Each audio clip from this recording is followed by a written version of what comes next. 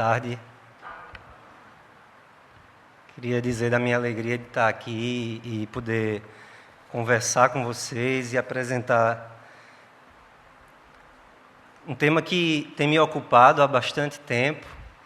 E eu vou falar, na verdade, não exatamente sobre um tema, vários temas, mas todos eles giram em volta do pensamento de um filósofo cristão reformado holandês, que tem um nome bem difícil. Se vocês viram lá a nossa programação, a programação do fórum, devem ter, talvez, alguns estranhado, que é um filósofo chamado Herman Doivert. E eu venho estudando Doivert desde o meio do meu curso de Direito, e eu vou tentar explicar para vocês alguns elementos da filosofia dele. E o desafio é grande, o desafio que eu vou encarar aqui é grande, e eu espero que Deus nos abençoe, que seja um tempo proveitoso, que vocês possam entender. Caso não entendam, se não houver tempo para perguntas, me procurem, e o que eu puder esclarecer, não só eu leio Doivert, mas a Norma também, o André, vocês podem conversar conosco ao final e tentar esclarecer aquilo que ficar não muito fácil de entender. Mas o desafio é grande por 3 motivos iniciais. O desafio de falar nessa tarde é difícil, primeiro, porque está todo mundo de barriga cheia e dá aquele sono, né, após o almoço. E é realmente um tema que vai parecer para vocês um pouco teórico, talvez, mas eu vou fazer o possível para puxá-lo para mais perto, para que vocês entendam. E para eu saber mais ou menos quanto eu vou ter que puxar, eu queria fazer uma pergunta. Quantos de vocês aqui cursam ou cursaram a universidade? Que vocês levantassem a mão. Ok. Tem alguém aí que ainda está em ensino médio? Não, né? Tem? Não. Tá? Certo. Então, como eu estou vendo que o grupo é basicamente de universitários, então acho que vai ser até mais fácil do que eu pensava. Então, vamos lá. O nosso objetivo mais geral é introduzir o pensamento de Herman Doivert. É despertar o interesse de vocês pela leitura de Doivert e estimulá-los a perseguirem o mesmo alvo que Doivert perseguiu na sua vida acadêmica.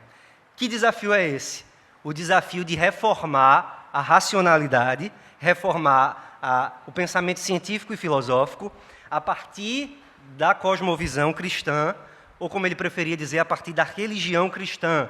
E a partir dessa reforma da racionalidade, tornar o senhorio de Cristo conhecido, evidenciar, demonstrar o senhorio de Cristo sobre todas as esferas da vida humana, inclusive a filosofia e as ciências. Eu queria começar fazendo uma espécie de testemunho pessoal. Quando eu comecei o curso de Direito, não era presbiteriano ainda e não tinha muito conhecimento de cosmovisão cristã, esse assunto que está tão em voga hoje.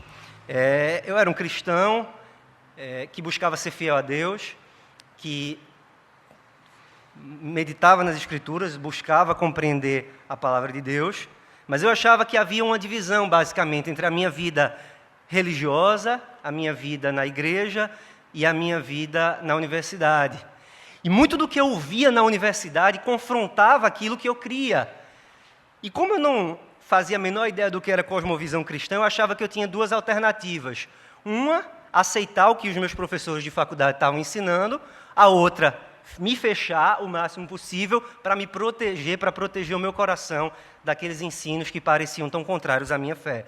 E eu escolhi essa segunda opção. Eu escolhi passar boa parte do meu curso de Direito ouvindo, sendo o melhor aluno que eu podia ser, mas, de certa maneira, me fechando e não participando tanto das aulas. Quando se falava coisas contrárias à fé cristã, eu me encolhia na tentativa de, já que eu não podia confrontar filosoficamente ou teoricamente os meus professores, pelo menos não ceder no meu coração. E eu passei metade do curso assim, até que chegou a hora de escrever a minha monografia. Começar a pensar em escrever a monografia. E quando chegou essa hora, eu disse, bom, eu quero escrever algo que tenha a ver com a minha fé, eu quero escrever algo que tenha a ver com o cristianismo. E eu comecei a pensar em alguns temas de história da igreja, a relação entre reforma protestante e liberdade religiosa. A minha ideia inicial era ir por aí. E aí eu fui procurar um pastor muito amigo, muito querido, o pastor Gaspar de Souza, pedi ajuda dele para me orientar em como eu poderia encontrar algum tema cristão que eu pudesse relacionar, algum tema de direito que eu pudesse relacionar com o cristianismo. E ele disse, olha, Vinícius, eu estou estudando no meu mestrado no Andrew Jumper, esse autor aqui, que era um jurista, ele era alguém formado em direito. E o pensamento dele é bem interessante, então acho que você poderia ler e talvez se interessar por ele e fazer sua monografia em alguma coisa que esteja relacionada com a obra dele. Esse autor era o Doivert, e eu acabei me apaixonando e acabei me interessando muito, porque Doivert me abriu a mente para perceber algo. Eu não precisava fazer uma escolha entre continuar cristão e interagir com o conhecimento que eu estava recebendo na faculdade. Eu não precisava fazer essa escolha. Havia uma alternativa, havia, vamos dizer assim, uma terceira via. E é essa terceira via que eu quero tentar apresentar para vocês. O objetivo, então, é introduzir para vocês a proposta filosófica e metodológica de Doivert, para que talvez vocês também encontrem esse interesse que eu encontrei e que vocês usem essas ferramentas para interagir com o conhecimento que vocês estão recebendo ou receberam na universidade. Nessa primeira palestra, o meu objetivo central é expor para vocês a preocupação mais fundamental do pensamento de Doivert, que é a de construir um sistema filosófico que, em vez de idolatrar um aspecto da criação, caindo nos reducionismos tão comuns que existem nas escolas seculares de pensamento, em vez de cair nessa idolatria, Doivert procurou construir um pensamento filosófico que honrasse o Deus Trino, reconhecendo a unidade e a diversidade da criação. Vou tentar esclarecer tudo isso ao longo dessa primeira palestra. Para isso, eu queria recorrer a um exemplo. Talvez vocês não tenham visto, mas recentemente saiu no YouTube, está lá no YouTube, um vídeo em Recife, na Avenida Beira-Mar de Recife, que é a Avenida Boa Viagem, de um cidadão embriagado num carro de luxo. E esse cara começa a zigue-zaguear, era madrugada, mas ainda havia muita gente na praia, na rua. E esse cara começa a zigue-zaguear pela pista e ele bate em uns 8 carros, completamente embriagado. Quando finalmente o carro para, as pessoas abrem a porta e quase lincham aquele rapaz. Partindo desse exemplo real, que depois vocês podem assistir no YouTube, eu queria que vocês imaginassem comigo a cena de um acidente. Um jovem embriagado, dirigindo um carro, atropela uma moça, numa avenida qualquer aqui de Fortaleza. De repente, do outro lado da rua, havia num bar alguns acadêmicos, alguns profissionais conversando. O médico começa a falar sobre os efeitos do álcool, sobre os reflexos humanos, os efeitos neurológicos da ingestão de álcool. Junto dele havia um arquiteto. E o arquiteto começa a dizer, esse acidente aconteceu porque os urbanistas não colocaram uma lombada aqui, podiam ter colocado um redutor eletrônico de velocidade, podiam ter construído uma passarela, o acidente aconteceu por falta de uma urbanização adequada. Tinha também ali um professor de direito, um jurista, um advogado, e esse jurista começa a falar sobre como a legislação de trânsito é severa e pune aquele que dirige embriagado e provoca algum acidente. Naquele mesmo bar havia não só esses 3 profissionais, mas 3 acadêmicos, 3 professores de universidade. Havia um historiador, leitor de Sérgio Buarque de Holanda.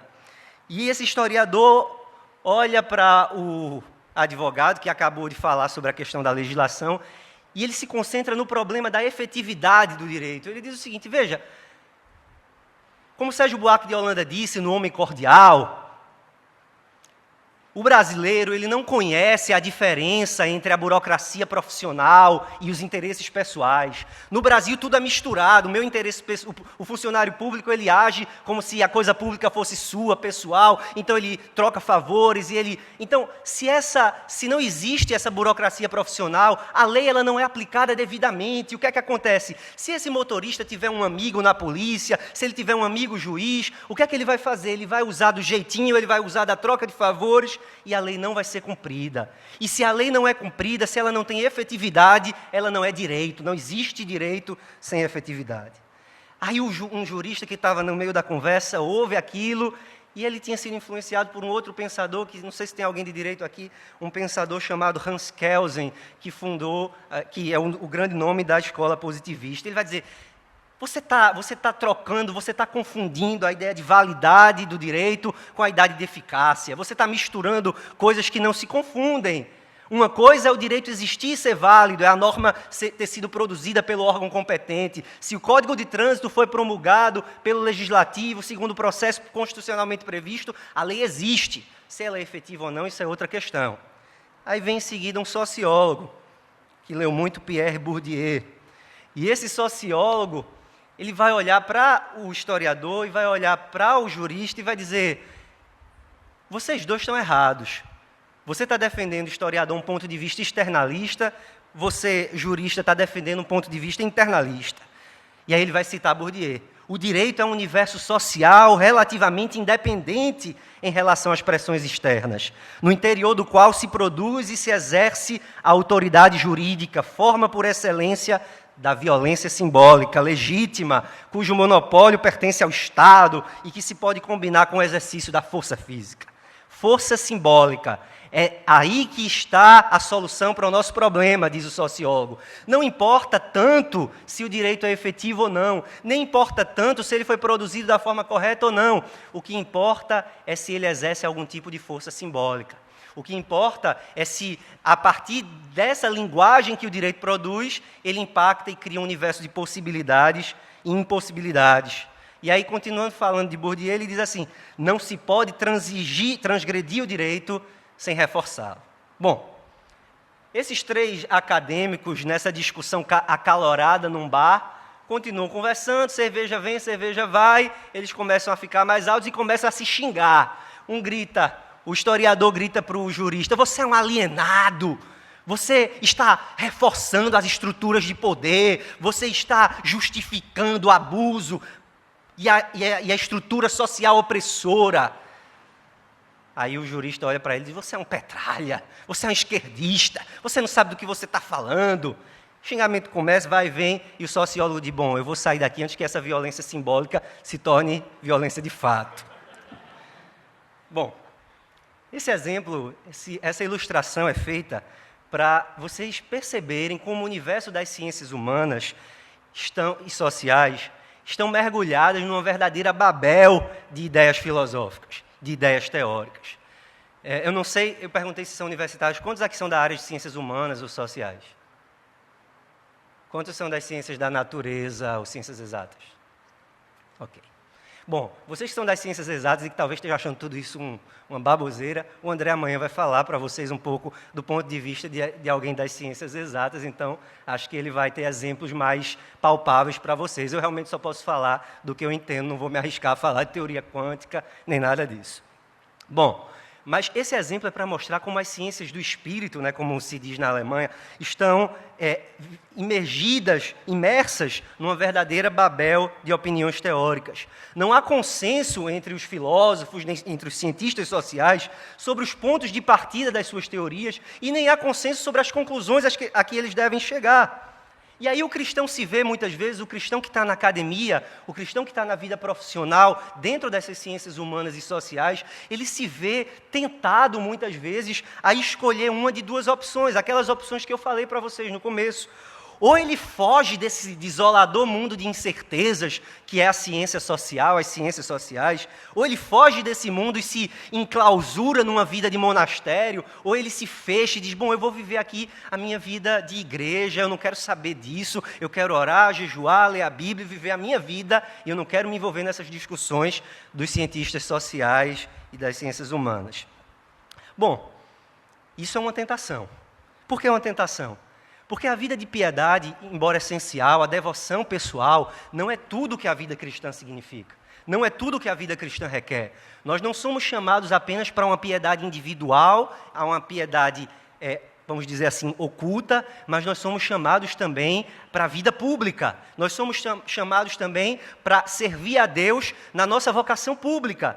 Pense, por exemplo, no mandamento que Paulo dá em Efésios capítulo 5. Ele diz: não sejais cúmplices das obras infrutíferas das trevas, antes, porém, reprovai-as. Como é que você cumpre esse mandamento trancado num quarto? Você não cumpre esse mandamento trancado no quarto. Você reprova as obras infrutíferas das trevas quando você se envolve na vida pública, quando você se envolve na vida familiar, quando você se envolve na vida profissional e, por que não, quando você se envolve na vida científica, na vida acadêmica. A segunda tentação que o cristão enfrenta, de um lado, é essa tentação pietista. Do outro lado, é a tentação de simplesmente abraçar de maneira cega qualquer uma dessas teorias.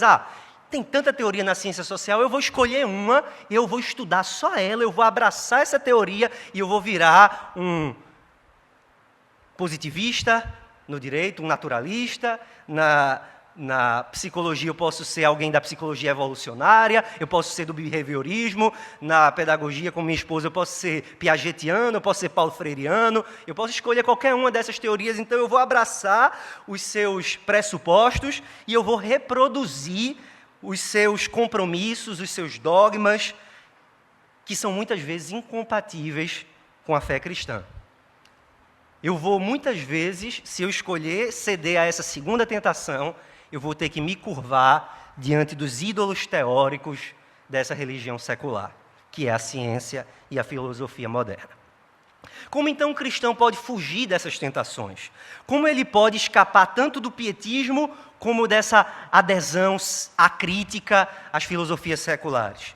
A proposta de Doiver, a proposta filosófica e metodológica que ele apresenta na sua obra, nos fornece talvez um norte para nós começarmos a pensar em como cristãos que somos, como podemos interagir com a vida acadêmica, a vida científica, a vida filosófica. Eu quero dividir, então, essa palestra inicial, dizendo que a filosofia de Doiver, ela propõe ela apresenta três ferramentas filosóficas e metodológicas que podem ser úteis. A primeira ferramenta da qual nós vamos falar é o equilíbrio que o cristão deve manter na sua vida acadêmica e científica entre diálogo e antítese. A segunda ferramenta é a proposta de uma investigação filosófica ou científica que seja não reducionista, não absolutista e não idólatra. A terceira ferramenta, que nós, na verdade, só vamos desenvolver amanhã, é uma epistemologia cristã, que seja uma teoria cristã do conhecimento, que seja coerente com a revelação bíblica e com os princípios bíblicos da fé cristã, especificamente da fé reformada. Bom, mas por que Doiver? Por que não escolher qualquer outro filósofo cristão? Eu estou falando, obviamente, de Doiver porque é o filósofo sobre o qual eu tenho me dedicado a estudar. Mas existe uma outra razão que eu posso dar, na verdade, algumas razões que eu posso dar, para nós investigarmos o pensamento de Doiver com mais cuidado. Antes, porém, de dessas razões, eu diria a vocês que, se vocês tentarem ler um livro de Doiver, vocês vão encontrar alguns desafios. Alguém aqui já tentou fazer isso? Que bom. Não estou falando nada de estranho aqui. De fato, vocês vão encontrar alguns desafios para ler a obra de Doiver. Quais são esses desafios? Bom, o primeiro desafio que eu cito é que Doiver ele possui, na sua obra, um vocabulário muito próprio. Ele possui expressões que ele mesmo criou ou que ele adaptou de outras correntes filosóficas para tratar para expor o seu pensamento. Então, ele vai falar, por exemplo, da ideia cosmonômica, o próprio nome da sua filosofia. O que danado é ideia cosmonômica? Você pergunta.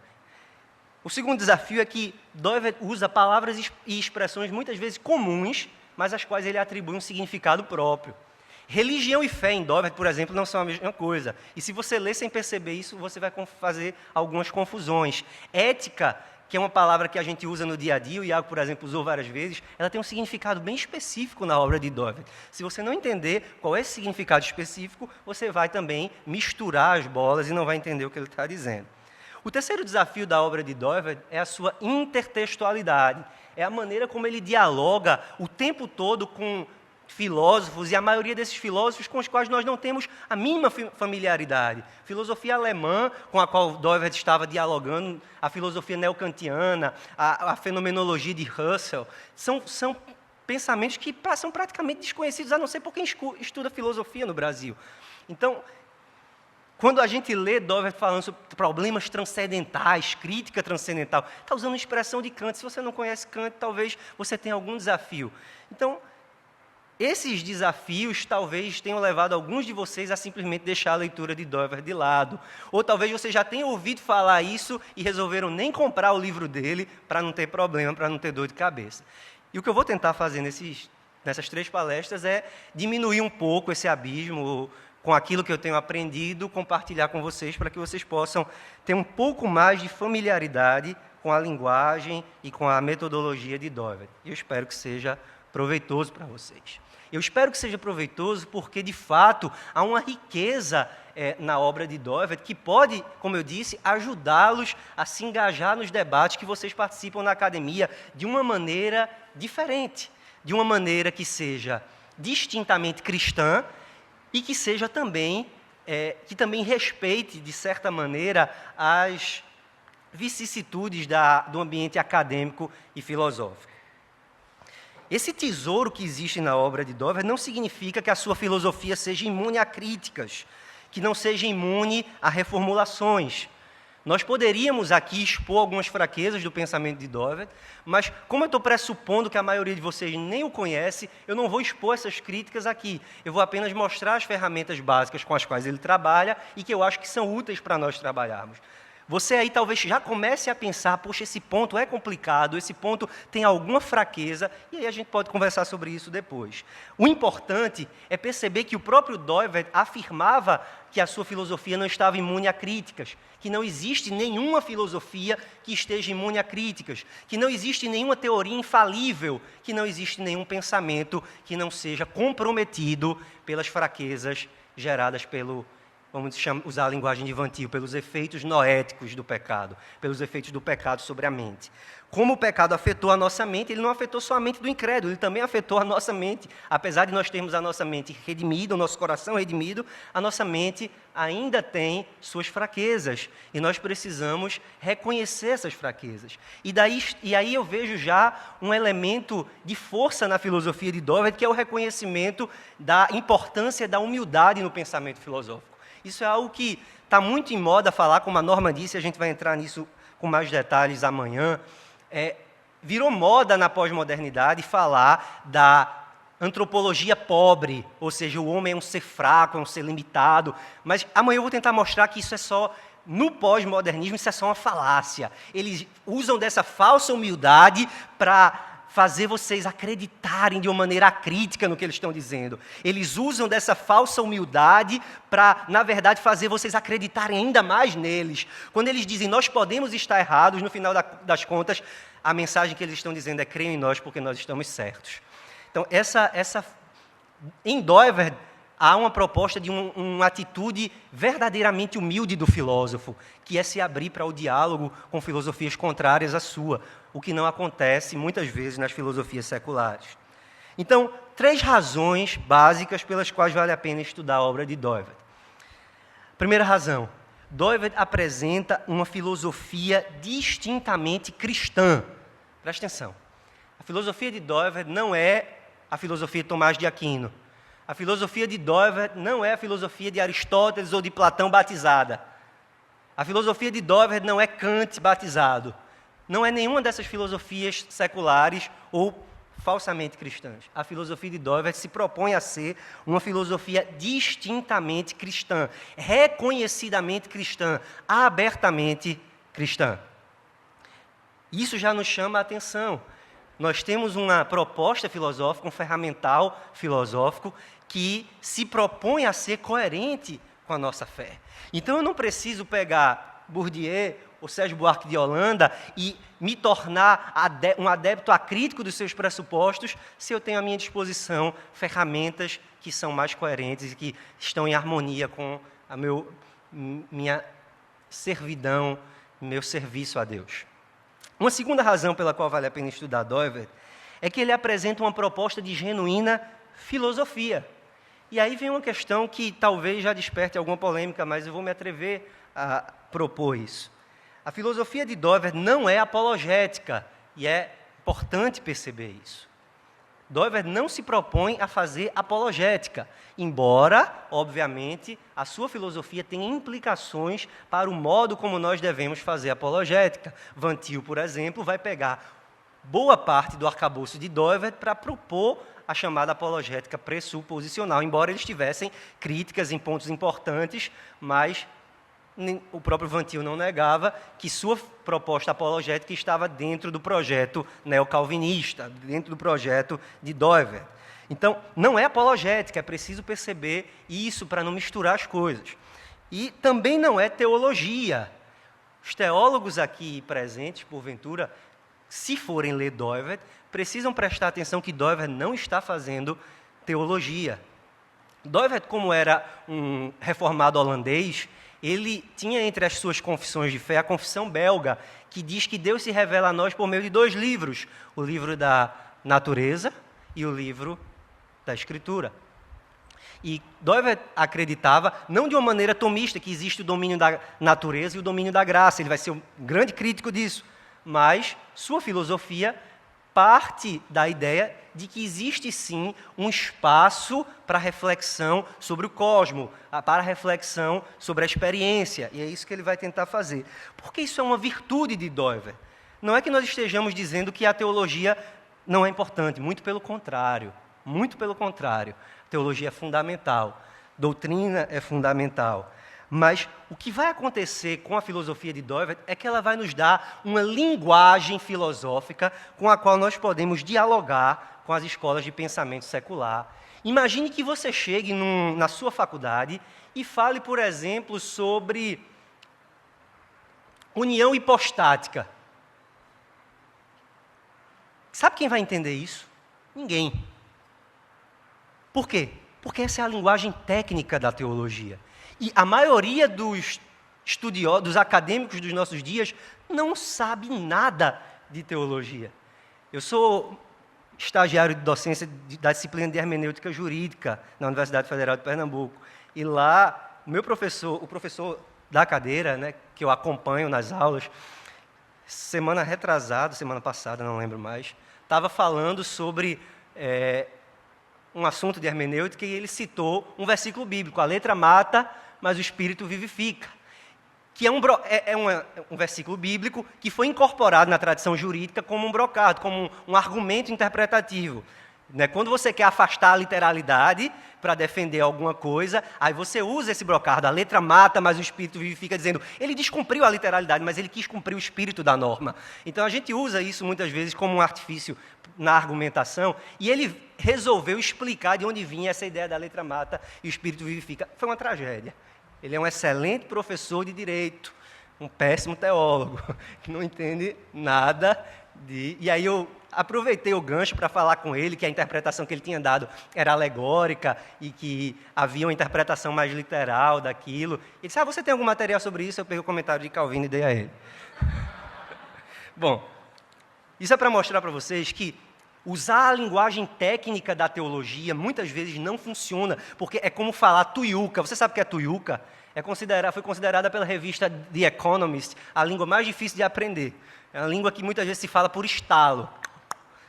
Então, há fonemas que são impronunciáveis para qualquer um de nós aqui.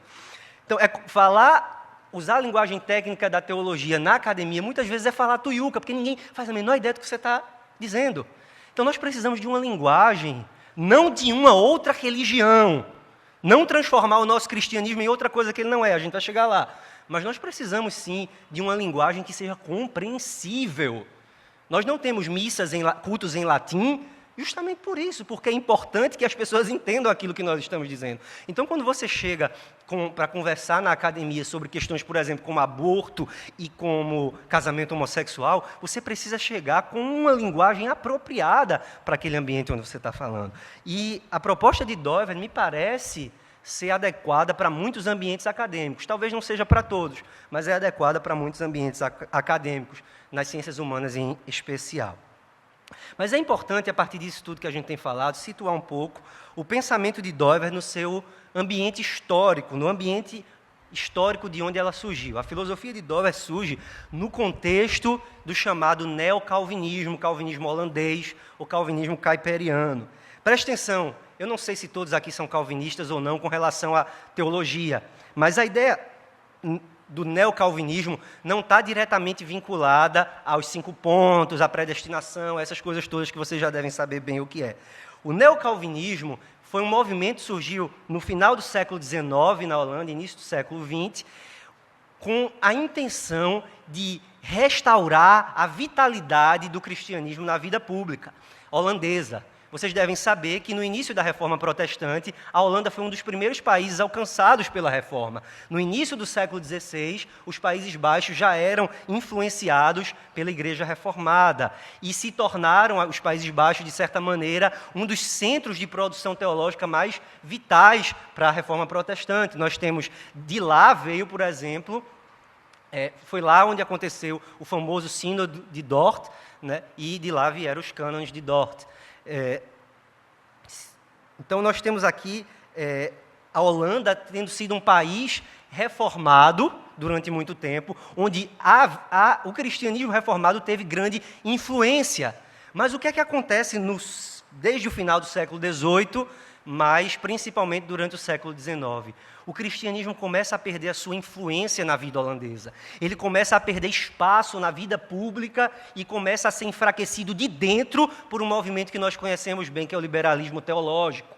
As igrejas reformadas holandesas foram praticamente destruídas por dentro e por fora. Por dentro por causa do liberalismo e por fora por causa da influência do modernismo, do iluminismo na vida pública. Nesse contexto de fraqueza da igreja, se inicia um movimento de reforma, um movimento de tentativa de restauração da vida espiritual cristã holandesa, a partir desse movimento que ficou conhecido como neocalvinismo. Ele começa dentro da igreja, há uma expressão holandesa, né, há uma separação entre a igreja estatal que existia, a igreja reformada, dominada pelo liberalismo. Muita gente sai da igreja estatal e funda uma nova igreja, certo?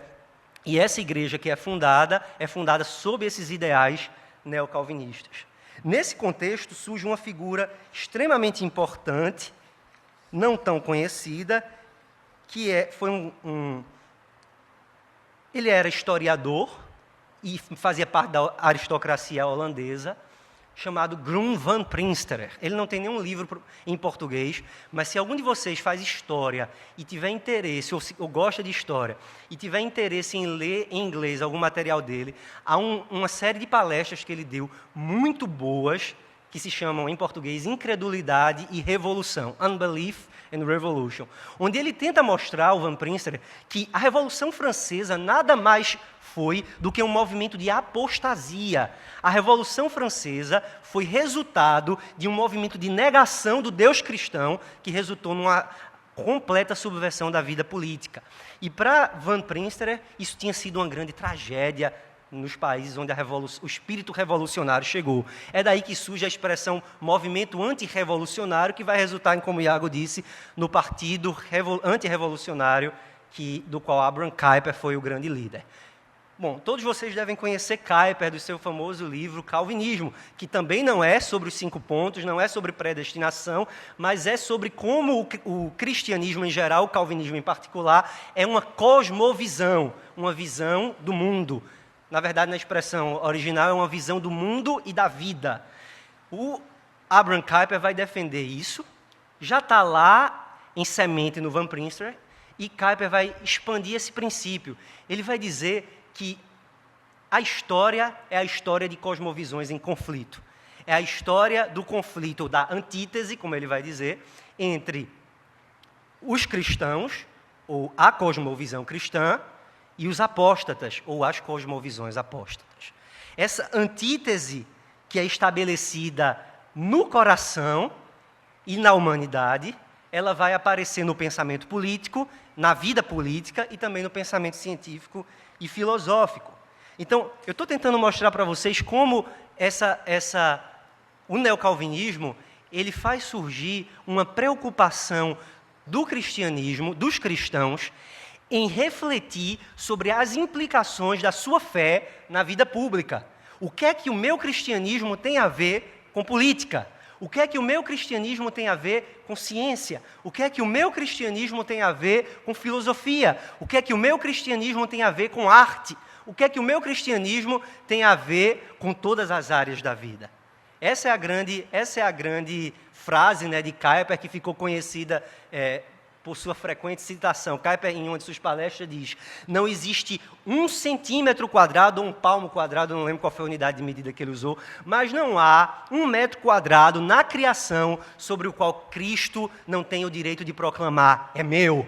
Ou seja, Cristo é Senhor absoluto sobre todas as coisas, Ele é Senhor absoluto sobre a política, Ele é Senhor absoluto sobre as ciências, sobre a filosofia, sobre a arte e sobre todas as esferas. A partir dessa proposta neocalvinista, é no seio desse movimento que surge a filosofia de Doiverd. Doiverd era filho de adeptos fervorosos do movimento neocalvinista. Ele estudou na Universidade Livre de Amsterdã, fundada por Abraham Kuyper, e depois se tornou professor dessa universidade, foi professor de Direito durante quase 40 anos na Universidade Livre de Amsterdã. Doiverd, então, o interesse de Doiverd é, na verdade, o interesse de sistematizar o pensamento do movimento neocalvinista na forma de uma filosofia cristã. Enquanto a obra de Kuyper, talvez vocês tenham lido o Calvinismo e vão perceber que a obra de Kuyper ela é pouco sistemática, ele vai desenvolver alguns raciocínios, ele tem insights muito bons, mas a sua obra não é sistemática. O que é que Doiverd vai tentar fazer? Ele vai tentar organizar o pensamento neocalvinista geral, de Van Prinster, Kuyper, Bavinck, como teólogo. Ele vai tentar reorganizar, claro que com suas próprias mudanças e suas próprias reformulações, organizar esse pensamento em torno de um sistema filosófico. Ele vai tentar dar estrutura sistemática e filosófica a esse pensamento neocalvinista. Essa é a influência principal de Doiverd, não dá para entendê-lo sem entender o que foi o neocalvinismo. Mas é também preciso lembrar a presença, a influência da filosofia alemã no cenário intelectual europeu na época de Doiverd. Como eu já falei, o momento em que Doiverd viveu e desenvolveu sua obra filosófica foi grandemente influenciado por uma proposta filosófica chamada neocantismo. O Círculo de Viena estava em plena atividade no momento que Doiverd escrevia. Esse Círculo de Viena foi de onde saíram nomes famosos da filosofia e de várias ciências, como Wittgenstein, Weissmann, Karl Popper e o próprio Hans Kelsen no direito. Também estava muito em vigor nessa época, muito em moda, a fenomenologia de Edmund Husserl. Eu não sei falar alemão, então quem souber, perdoe a minha pronúncia. Bom, essas filosofias seculares tiveram também uma influência sobre Doiverd, embora o próprio Doiverd costumasse restringir a influência dessas filosofias, que ele chamava de filosofias imanentistas, ao início da sua formação intelectual. Doiverd dizia, bom, isso me influenciou lá no começo, o que eu estou fazendo agora, na verdade, é uma crítica a tudo isso. Bom, se ele teve sucesso nessa crítica ou não, é uma questão que eu vou deixar aberta para vocês estudarem. O que importa para a gente agora, e esse é o centro da nossa palestra hoje, é que esse relacionamento da filosofia de Doiverd com a filosofia alemã e com a filosofia ocidental em geral, é uma relação de diálogo e antítese. Essas duas expressões são duas expressões importantíssimas para nós pensarmos na nossa própria atividade acadêmica. Como o pensamento de Doiverd propõe um diálogo com as escolas não cristãs? Doiverd vai defender que o pensamento cristão, o filósofo cristão, não pode se isolar, ele não pode ignorar a filosofia não cristã. Ele vai afirmar que o conhecimento humano não pode ser obtido senão através do confronto de opiniões, porque é do confronto de opiniões que surge o refinamento das filosofias. Então é quando eu sou confrontado pela opinião alheia, pela filosofia contrária à minha, oposta, que eu posso refinar meus argumentos, refinar minhas propostas, e assim a filosofia avança. Doiverd defendia que nós devemos reconhecer a contribuição das diversas escolas do pensamento. Ele reconhece que essa abertura da filosofia cristã, ou pessoalmente da filosofia cosmonômica, ao criticismo das outras escolas era também muito importante. Eu não vou me fechar aqui e dizer, você é um ateu, então você não sabe, não tem nada a contribuir para a minha filosofia. Não, eu vou abrir a minha filosofia para você criticar, porque quando você fizer isso, eu vou poder aprimorar o meu trabalho. Doivert também defendia que a filosofia cristã ela precisa reconhecer a influência da chamada graça comum. Todos vocês talvez já tenham ouvido esse conceito de graça comum, que é também um conceito dentro da teologia bastante criticado, mas no período neocalvinista foi um conceito bastante usado para dizer uma coisa que é muito simples e que é muito verdadeira. Existem verdades relativas saem da boca, inclusive daqueles que odeiam a Deus. Então, quando você vê um demônio dizendo, tu és o Cristo, o Filho do Deus vivo, aquela afirmação é verdadeira. Quando os demônios dizem, tu és o Cristo, essa afirmação é verdadeira. Embora os demônios façam isso, não em reverente adoração, mas em obstinada rebelião. Mas a proposição que sai da boca do demônio não deixa de ser verdadeira. Então, as filosofias não cristãs, elas também apresentam verdades relativas que são fruto da graça comum. Esse respeito de Doivert essa tentativa de diálogo com as filosofias não cristãs gerou respeito de muitos filósofos do seu tempo. Em uma obra destinada a homenagear Doivert, um filósofo marxista holandês, chamado, eu não sei pronunciar esse nome, mas se escreve mais ou menos assim, Langemeyer, escreveu que, sem qualquer exagero, Doivert pode ser considerado o filósofo mais original que a Holanda jamais produziu, sequer excetuando Spinoza. Então, um opositor intelectual de Doivert reconheceu o seu contributo, a sua originalidade na filosofia holandesa. Doivert vai defender, então, como o princípio para o diálogo, que existe uma base comum para a interação entre a filosofia cristã e as filosofias seculares. Doivert vai defender que essa base comum não é a racionalidade, como defendia, por exemplo, Tomás de Aquino e todos os evidencialistas. Doivert vai dizer que o que nós temos em comum não é a racionalidade, e eu vou explicar por que não é a racionalidade amanhã, quando a gente falar sobre a teoria do conhecimento. O que Doivert vai dizer é que a base comum para a interação entre a filosofia cristã e as filosofias seculares são os dados estruturais da criação, são os fatos transcendentais. São dados que são percebidos por diversas escolas de pensamento, e a partir desses dados percebidos por várias escolas de pensamento, nós podemos construir algum diálogo com as filosofias seculares. Outro ponto que Doivert vai defender como base para o diálogo é o reconhecimento da falibilidade de todo empreendimento filosófico. Ou seja, toda filosofia tem falhas. Se a minha filosofia também tem falhas, eu devo estar aberto para o criticismo das outras escolas. Em uma de suas obras, Doivert vai dizer o seguinte: cada reflexão filosófica é uma atividade humana falível, e uma filosofia cristã não tem, como tal, uma posição privilegiada nesse aspecto. Isso deveria produzir a convicção de que qualquer corrente filosófica séria tem algo a contribuir, à sua própria maneira, para o cumprimento da tarefa filosófica comum da humanidade.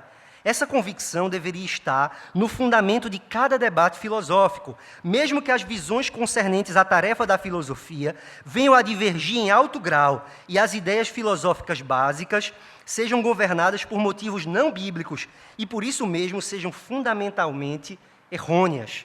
Veja como é a afirmação de Doivert. Nós devemos dialogar, mesmo quando essas filosofias discordarem de nós no mais alto grau, mesmo quando elas forem radicalmente antibíblicas. E, por serem antibíblicas, nós afirmamos que elas estão fundamentalmente erradas. Veja a sutileza do pensamento aqui. Elas têm verdades relativas, toda filosofia ou todo pensamento científico apresenta verdades relativas, mas elas estão erradas no seu fundamento. E esse erro no seu fundamento, segundo Doivert, vai produzir erros de interpretação dos dados transcendentais, ou seja, dos fatos.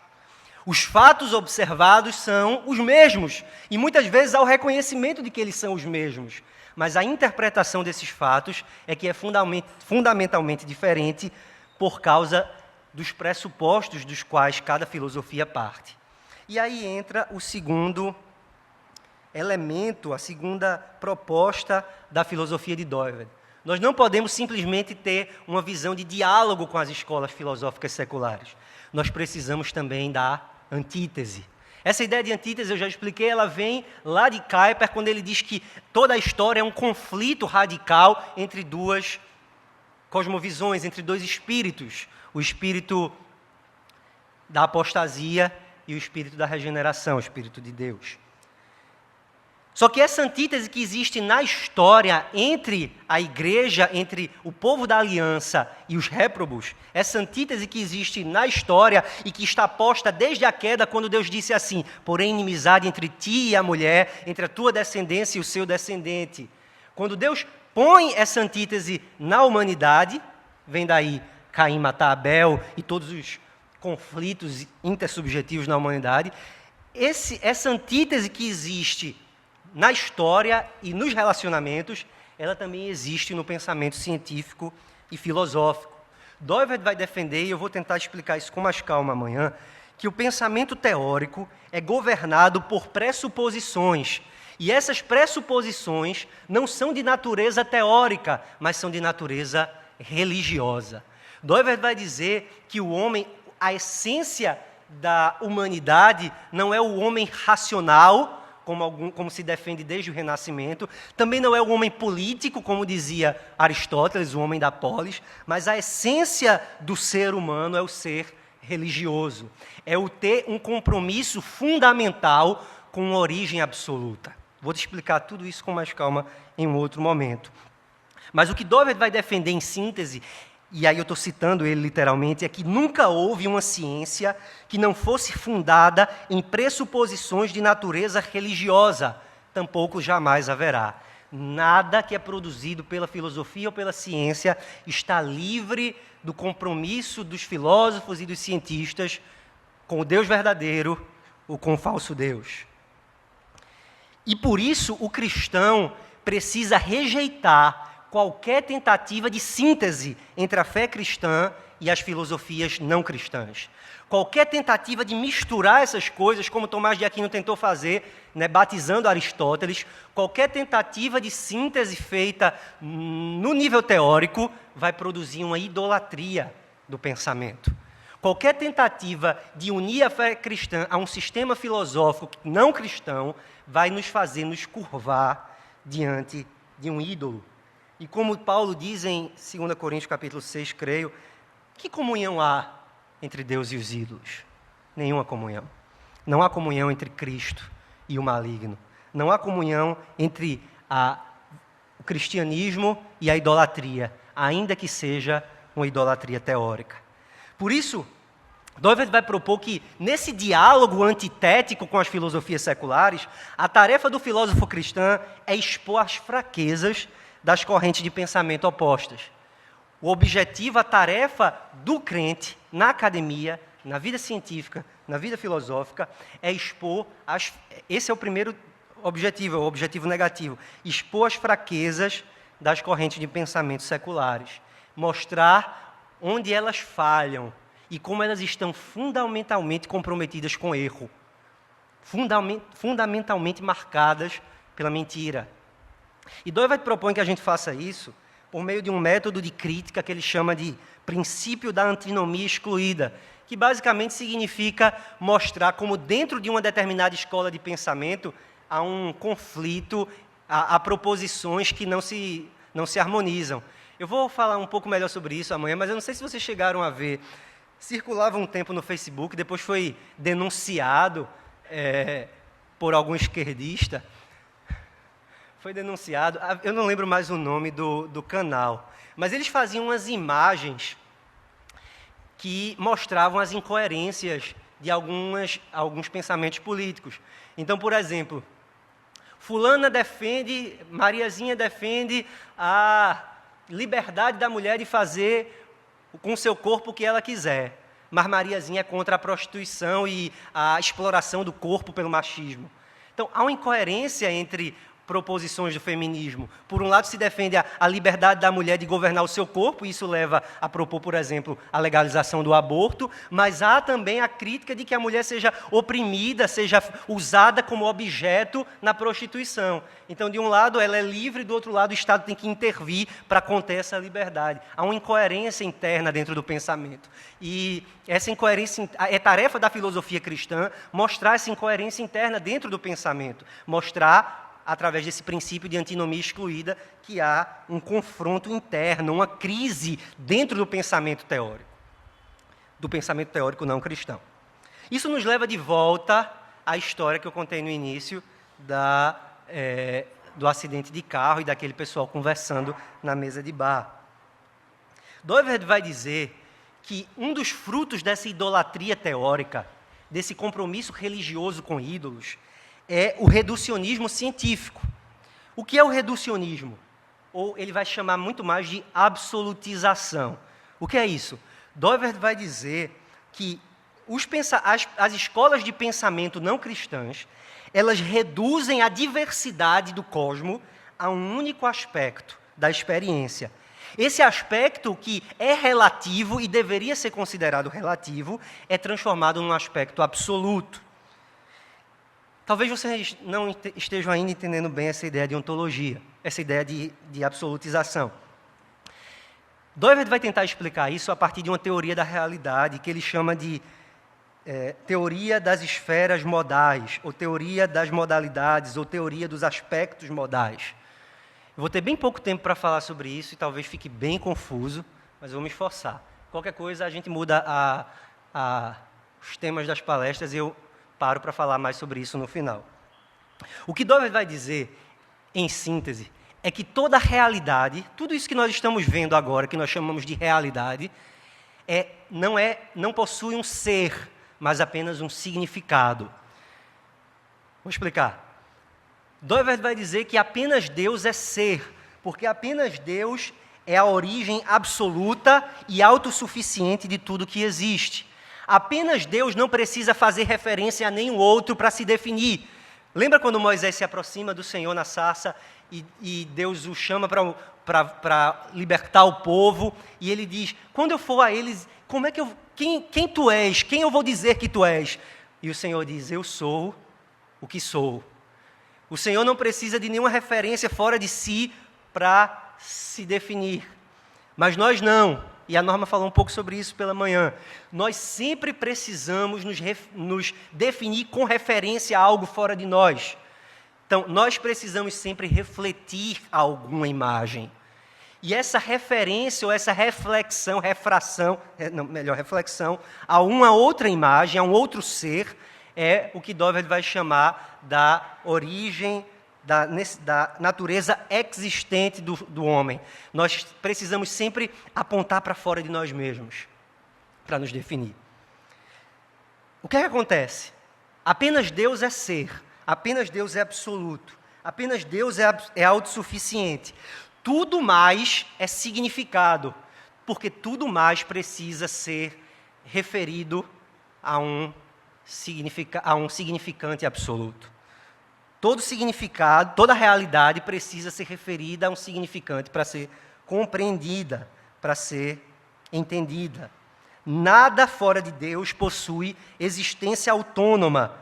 Toda a realidade aponta constantemente para fora e para além de si mesma, para a sua origem divina.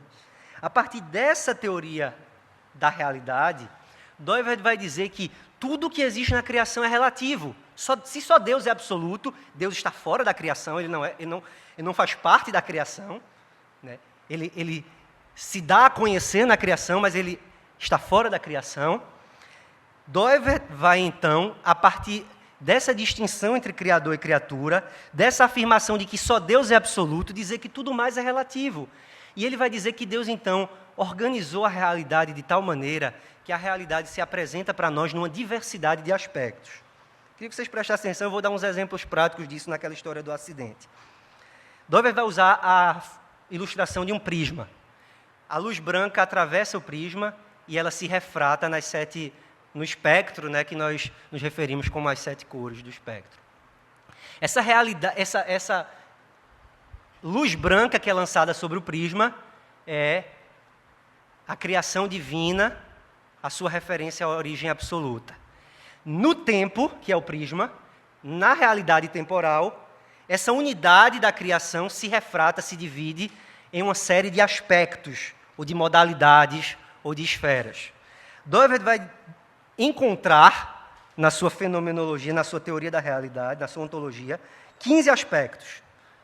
O aspecto numérico, o aspecto espacial, o aspecto cinemático, o aspecto físico-químico, o aspecto biótico, o aspecto sensitivo, lógico, o histórico, o linguístico, o social, o econômico, o estético, o jurídico, o moral e o aspecto da fé. Complicado, não é? Deixa eu dar um exemplo. Vamos voltar lá para o acidente. Lembrem da história do acidente, de toda a cena que a gente descreveu. Quando nós dizemos que havia um condutor, uma vítima, um carro e 6 amigos conversando, nós intuímos que há um aspecto numérico, 6. Quando nós dizemos que o acidente ocorreu numa avenida em Fortaleza, nós nos referimos ao aspecto espacial. Quando nós falamos do movimento do carro em direção à mulher, nós revelamos que há nesse evento um aspecto cinemático, movimento. Quando nós falamos da colisão, com as relações de causa e efeito entre a força que foi imprimida pelo veículo, o impacto que a vítima recebe, nós falamos do aspecto físico-químico. Quando nós nos referimos ao fato de que a mulher morreu ou está viva, nós nos referimos ao aspecto biótico. Quando nós dizemos que houve uma alteração do estado de consciência do condutor por causa do álcool e que ele perdeu parte dos seus reflexos, isso fala de um aspecto psíquico, um aspecto sensitivo. Quando os acadêmicos estão conversando e eles fazem várias distinções, a burocracia impessoal, interesses particulares, validade versus efetividade, internalismo versus externalismo, todas essas distinções são qualificadas pelo aspecto lógico, pelo aspecto analítico. A presença ou ausência de uma passarela, referida pelo arquiteto, nos remete ao aspecto histórico formativo. A existência ou inexistência de sinalização de trânsito, o diálogo entre os profissionais evidenciam um aspecto linguístico, eles falam sobre o acidente.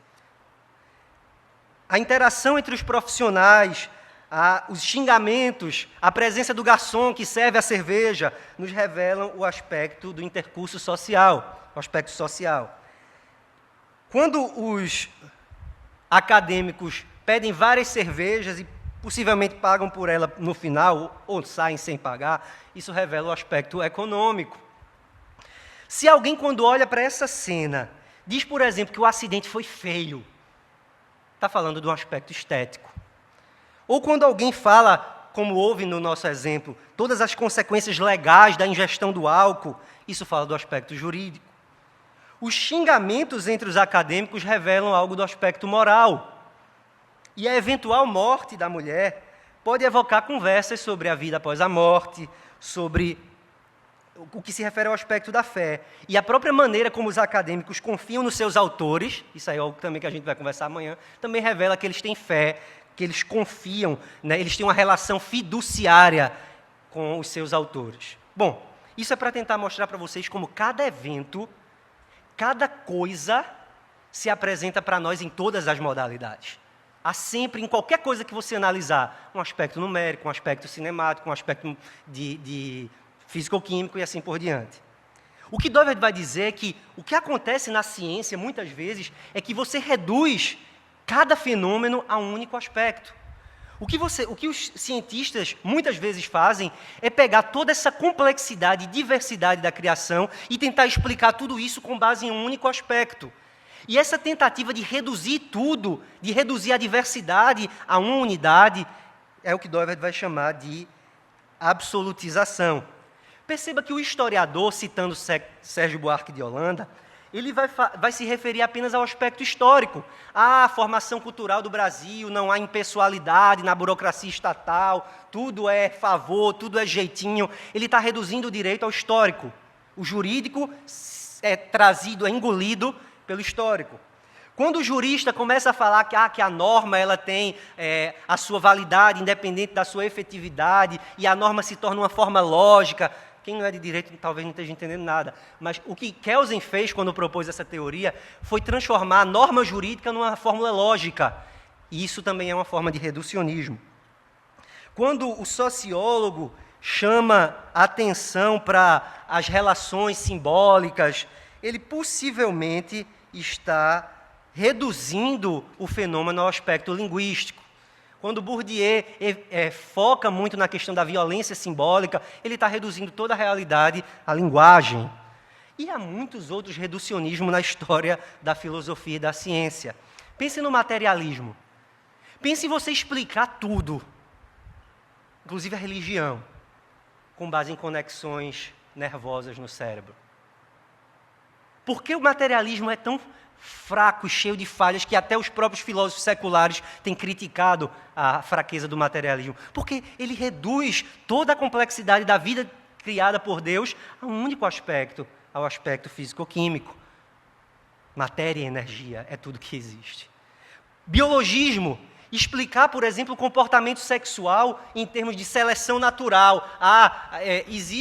Existem animais homossexuais, logo, homossexualismo é bom, é certo. Você está reduzindo o aspecto ético, do que é bom ou mal, certo e errado, ao aspecto biótico. Se isso existe na criação, entre os animais, então isso é bom ou isso é mal. Perceba que não há uma conexão lógica entre essas coisas, não há uma decorrência de uma coisa a outra. Ou pense no reducionismo mais na moda hoje, que é o historicismo. Tudo que existe é história. Tudo que existe é a individualidade e as contingências do homem no tempo e nas suas limitações históricas. Pense vocês que estudam, talvez, filosofia ou linguagem ou letras, em Wittgenstein e como ele tenta reduzir tudo que existe aos aspectos linguísticos. Tem que orar e servir ao Deus linguagem. É isso que Doivert vai chamar de idolatria teórica, de ídolo teórico.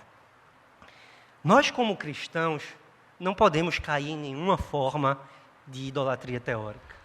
Quando nós reduzimos a realidade a qualquer um de seus aspectos, seja a linguagem, seja a história, seja a matéria, nós estamos colocando a criatura no lugar do Criador.